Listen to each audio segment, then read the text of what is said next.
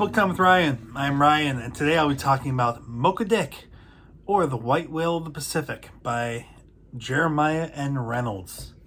This was originally an article in the New York Monthly Magazine, or the Knickerbocker, in May 1839, and that was reprinted alone in 1870. So this was an article and then a book by Jeremiah N. Reynolds. He was an American newspaper editor, a lecturer, explorer, and an author who became influential in scientific expeditions.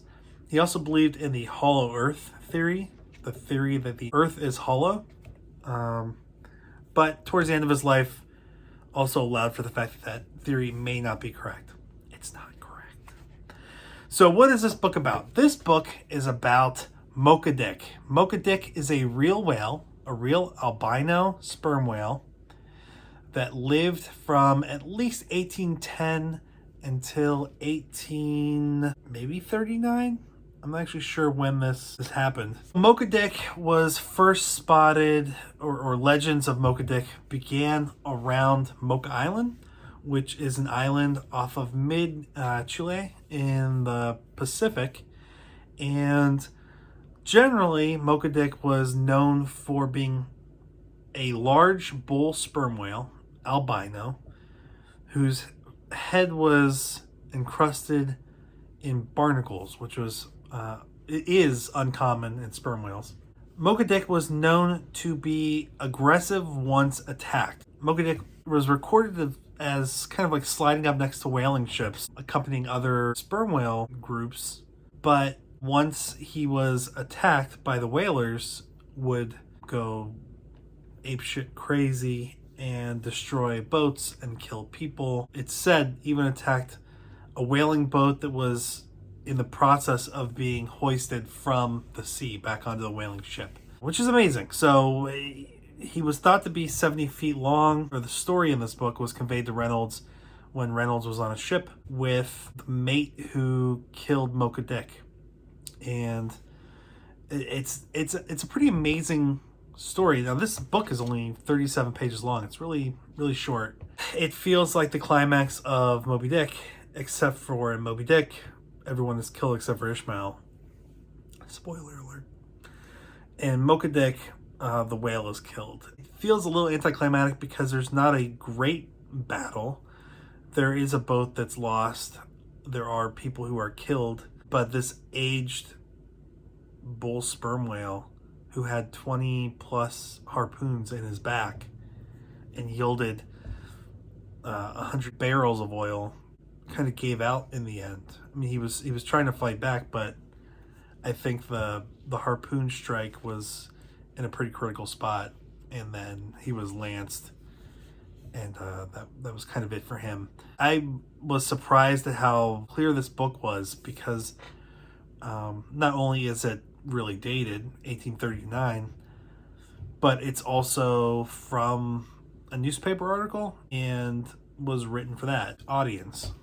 There is a really good introduction that's a few pages long that talks about who Jeremiah N. Reynolds was, what his life was like. He really pushed for an expedition to South America, the first. Not South America, it was Antarctica. And on the return, the crew on the ship mutinied and sent him and one other person to shore, which I don't know how often people mutiny, but to be on a scientific expedition and then mutiny is pretty intense. Reynolds also was a proponent of the hollow earth theory, along with one of the other big names in the hollow earth theory community, but he eventually separated or went separate ways with that guy too. And in the end, he was pushing for another expedition and had a falling out with the people who were going to go. So he didn't actually attend the expedition.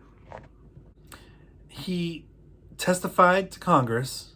He had support from people in John Quincy Adams' cabinet, the president of the United States, for an expedition. And he was succeeding in getting an expedition to the South Pole. But then Andrew Jackson became president, and squelched that from the government. But then he garnered support from private investors to sail from New York City in 1829. Made the trip, but the crew mutinied off of Valparaiso, Chile, and he went ashore. In the 1830s, he joined the Potomac, a U.S. frigate under Commodore John Downes, and wrote a book about that experience from 1831 to 1834. This book, Mocha Dick, or this story, inspired Herman Melville in part for Moby-Dick. That's not that big of a surprise. It's called Mocha Dick and then Moby-Dick. People don't know why he changed the name from Mocha to Moby. Maybe because the ending. Because the ending, he wanted Moby-Dick to kill everyone except for Ishmael and to continue to live. I don't know. If you are interested in Moby-Dick, if you've read Moby-Dick, I recommend Mocha Dick. I gave it 5 stars. It's short, it's sweet, it gets to the point. It is kind of a moment in time in history, an early 1800s recounting of an event that would go on to inspire America's greatest novel. I enjoyed it. It was a really quick read. And my wife ordered it for me because I'm on a buying freeze. And it got lost. And she ordered a second one. And I guess canceled the first order. And then on the same day, both orders arrived. So now we have to send back the second copy that came. But Mocha Dick, or The White Whale of the Pacific by Jeremiah and Reynolds. Check it out if you are interested in Moby-Dick. You can read it before or after you read Moby-Dick. It's really quick. It's pretty cheap. And I liked it. It's historic. It's factual. It is an interesting story of whaling from the 1800s. So thanks. Have a good one. Bye. When your mind gets cluttered with too